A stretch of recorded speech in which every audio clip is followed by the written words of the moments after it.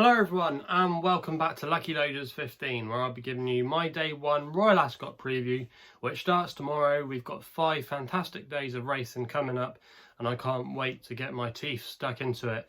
Before I get into those selections, some of you might be wondering why I'm not doing a recap in this video. That's because I'm recording it this afternoon and the majority of my tips that are running today have still got to go this evening, so obviously I'm not going to know how they've done, but I wanted to upload this as soon as I could so you guys can get on some of these early prices that I'm sure will shrink come tomorrow morning, and then eventually in the final few minutes before the races go off. I think a lot of these prices that I'm going to talk about will shorten as we get, like I said, nearer to post time. But it's all going to start tomorrow, not with the usual opening race. It normally starts with the Queen Anne Stakes, but we're going to be starting off with a 7 furlong handicap in the 1:15, the Buckingham Palace Handicap.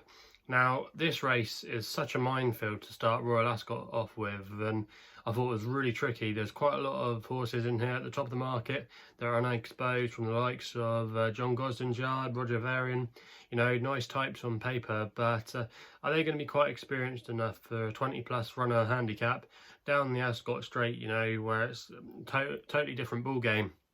So I thought maybe it was worth looking at some of the older horses that have got some experience and potentially could be well handicapped. And the one that I came down on was Firmament for James Doyle and David O'Meara. Now, this horse is currently 22-1 at the current time of recording, which is 4 o'clock in the afternoon, and there's currently 6 places on offer. Now, this horse Firmament is trained by David O'Meara, and James Doyle is booked for the ride. Now, that's a really interesting jockey booking, because the last time James Doyle rode him, he won on him at York, which came this time last year off a mark of 93. He's going to be running off a mark tomorrow of 96, but I still think that's a workable mark. And unlike some of these, he's already had a prep run. We saw him a couple of weeks ago at Newcastle running 4th place over a trip the mile where he probably just doesn't get it. He's probably more effective over this trip of 7 furlongs. That's in my opinion anyway. But the form has already taken a boost, because the 3rd place horse in that race was a horse of Roger Varian's called 5th Position, and that 5th Position went on to win at Doncaster at the weekend. So the form was looking pretty rock solid.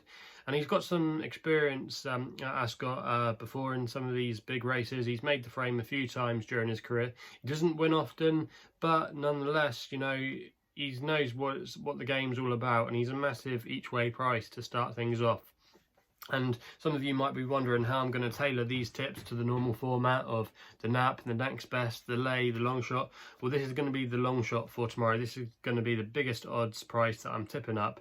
And I think he's got a cracking chance. He's drawn in stall 8. He's not drawn too low. If he was drawn in maybe 1, 2 or 3 or 4, I would maybe have some question marks. But he's going to be towards the middle, which isn't too bad, because I think in these big handicaps, you want to be stand side. So he's not drawn in the worst position in the world. And Firmament at 22-1, I think you could do a lot worse with the 6 places on offer, with a recent run under his belt, the form being boosted, and a fair handicap mark. So for me, he's going to be the first tip of the day, and hopefully he can give us a good run for our money. But like I said, it's a very tricky race to start with. It doesn't get any easier, and in the next race, it's the first Group 1 of the meeting. This race, if you're not familiar with racing and you're watching this for the first time, this is the race in recent years that's kicked off Royal Ascot, and that's the Queen Anne Stakes over a mile on the straight course. Now, we're going to be doing 2 tips in this race. This is where my lay's going to come in, and if you're new and you're watching this for the first time, you might have seen the last couple of days that I've launched a new concept called Loader's Lay, where I like to take on a horse. And if you want to take it on, the best place to do that is on the Betfair exchange, where you can lay any horse and you can lay places as well. And during Royal Ascot week, you can probably get some great value out there.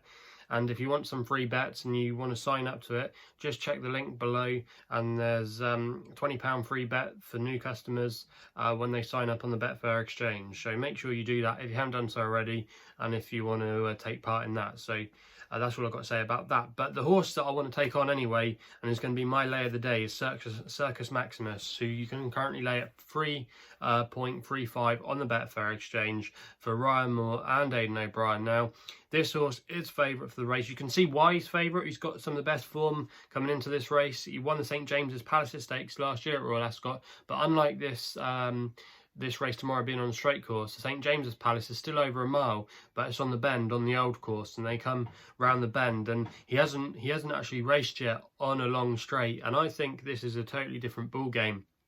And he's a horse that normally likes to be up with a pace, and I just wonder if he's going to go out in front. Maybe he's going to set it up for some closes.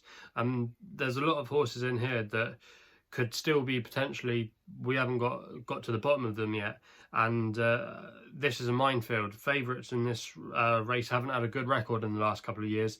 Lord Glitters and Accidental Agent, even though they're both admirable horses, you wouldn't have said before they won their races that they were Group 1 horses, because they had their limitations exposed. So you've got to think that, yeah, you want to be taking on the jolly in this, and 9-4 at the moment is his current normal price, like for example on the Betfair Sport book. I think that's well too short, and the 3.35 on the exchange, that's a fair price to lay him at as well. I'm definitely going to be laying him tomorrow, and I would be even tempted to lay him for a couple of places as well. I think you could get some good value on that. But yeah, he's definitely not for me. So the one I'm going to take him on with is Mahatha for Marcus Treegoning and Jim Crowley. Now, Marcus Treegoning, since we've been racing again in the last couple of weeks, is yard of flying. They're operating at 40% strike rate. And the last two winners have won. They've come at Goodwood on Monday and on Sunday. So his yard are going really well. And Jim Crowley's booked in the Sheikh Hamdan Al Maktoum colours tomorrow for Mahatha. This horse I've got a lot of time for. He's only raced 5 starts, I think it is, during his career. And 3 of them have come in group races, and he's won 2 group races. He won the Group 3 Horace Hill Stakes at Newbury as a 2-year-old, and then he went on his first appearance as a 3-year-old to win the Greenham Stakes, which is normally a very good trial for the 2,000 guineas. After that, he had a slight niggle, and we didn't see him for a while, but then he returned towards the end of last year on Champions Day at Ascot, and he ran a really good race where he finished in 5th place. And considering he's had setbacks along the way during his career, and he might have been a bit fragile at times, he's run remarkably well in between those starts. You just got to think, with the yard in good form, the vibes as well coming out from the yarders, they couldn't be more happier with him. I think there's a lot in his favour tomorrow to run an almighty race. Stall 14 as well, which is going to be towards that stand side, which I like. There's a lot in his favour tomorrow, and I'm really sweet about his chances to run a very good race. I'm not going to nap him or next best him, but he would be the way I play. I have put up Beliston Brook on the In the Saddle podcast. If you've listened to that, I've quite liked her chances as well. But if I had to go for one, I'd go for Mahatha. I'm just not convinced. Maybe she's quite good enough to take on the boys. Very good, admirable mare. Done me a lot of favours in the past, but for me, she just might find it a bit tough. When she ran against the boys in the lock-ins, even though she probably maybe needed the run, and she wasn't quite where they wanted them with Richard Hannon. Yeah, I'm just a little bit concerned, that's all. But I wouldn't put anyone if you want to put anyone off if you wanted to back her. She's, like I said, a really admirable filly and mare, and yeah, she could definitely run a big race tomorrow. So, but Mahatha is going to be my selection in the Queen Anne, and I think at 14-1 with 4 places on offer with the majority of firms, that's extremely good value, and I could see a lot of money coming for him. I wouldn't be at all surprised if he went off maybe 7-8-1, something like that. I could see him halving in price, especially if a lot of other shrewdies like myself put him up. So yeah, Mahatha for me in the Queen Anne. We then go to the Ribblesdale, which is normally where we see some of the fillies that have run in the Epsom Oaks come and take their chance here, but this instead could be an Epsom Oaks trial. And Frankie Darling is going to be the favourite here for Frankie Dettori and John Gosden. You can see why, all the right connections on paper. Won nicely at Newcastle last time out. But I just think maybe we're getting a bit carried away with that Newcastle performance. I know it ticks the boxes that Gosden sent Stradivarius and Enable, top horses like that, to go and win at Newcastle. But even though she did it very nicely, I'm not sure what the form amounts to. And even though she could improve, she's in the Oppenheimer colours, same race last year, won by Starcatcher in these colours. There's a lot to like about her, but I just think she's a little bit too short. And the Frankie Dettori factor, that's where the money's going to come down. And I think really if she would have been about 5-2, I probably would have would have gone with her, but I think she's as short as 11 to 18 places. I just think that's a little bit too short, and I like to take her on with Passion for Aidan O'Brien and Ryan Moore. You can currently get her 6 to 1 with 4 places. Now, she's already had a warm-up run. She finished 4th in a listed race at Navan the other day. She wasn't given too much of a hard time by Shamie Heffernan. That was over 1.25 miles. She's stepping up in trip tomorrow to 1.5 miles, and I think she could probably get even further in time. She's actually a full sister to 2017 St. Leger winner Kirby, so there's a lot to like about her pedigree on the stamina side of things. So going up in trip tomorrow should be no problem. Aidan O'Brien's done okay in this race in the last couple of years. He's won 2 of the last 4 renewals. So yeah, he's got a good record in this race. And I think this could be a warm-up target for her to go on to better things. Maybe she could be one of their #1 candidates to go for the Irish Oaks. But I think she's definitely going to run a big race tomorrow. There's some other form coming in here from the Lingfield Oaks trial. I'm not sure Miss Yoda really was that good. There's the other Gosden runner as well. I think it's Anastasia. She would have to definitely improve. And so I told you, even though I really like that mare for Richard Hughes, she just probably would be out of her depth here. But yeah, it's not the most easiest race tomorrow to try and take on an alternative to Frankie Darling, because she could have further improvement. But Passion, you know, I just thought at the prices, if you want to get a bit of value and want to get a good run for your money, 6 to 1 each way still is an absolute steal. I could see this being the money horse in the race tomorrow. I could see her going off maybe as short as 3 to 1. I think the nearer we get post time, people will jump onto the Ryan Moore and Aidan O'Brien factor. And I think the further she goes, the better. And also as well, they're going to keep the cheek pieces on her tomorrow, which I thought she responded to really well. And like she did as a 2-year-old, she actually came on a bundles for her second start of the season. There's just a lot to like about Passion, I think, to run a good race, and is the solid candidate to take Frankie Darling on in the Ribblesdale. So that's going to be my selection there. We then move on to the 3 o'clock, the King Edward VII. Now, Mogul here is going to be a warm favourite, full brother to Japan, who won this race last year, then went on to bigger and better things to win the Jubmont, and then 4th in the Arc. But he's a bit too short, and Aidan O'Brien's horses can sometimes lose first time out, so it's definitely an angle in.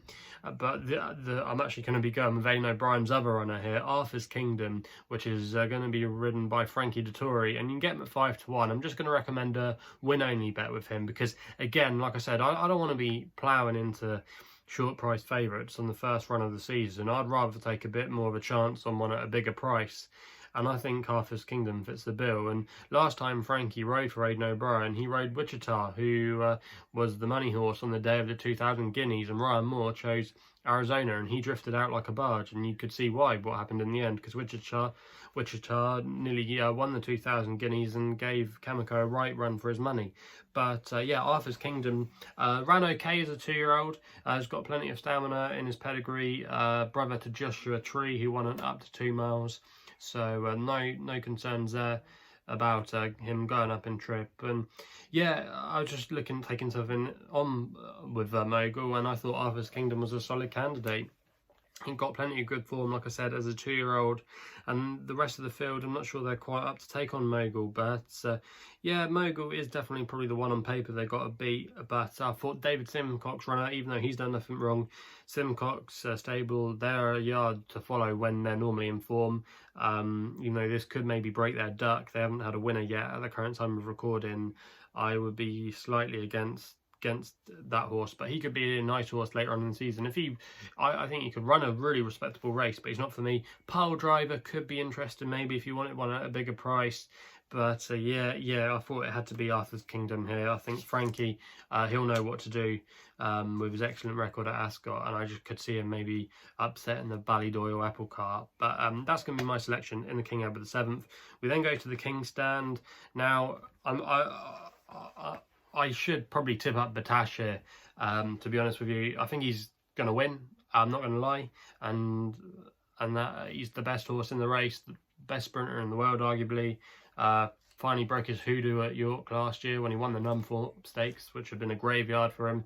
Been absolutely terrible there in the past, playing up with his antics, but he was a lot more calmer, and he got the job done. And even though he hasn't won at Royal Ascot in the past, he's finished twice to Blue Point, and if Blue Point hadn't been around, he would have been a dual King Stand champion. So really, you probably got to back him tomorrow if you want the winner.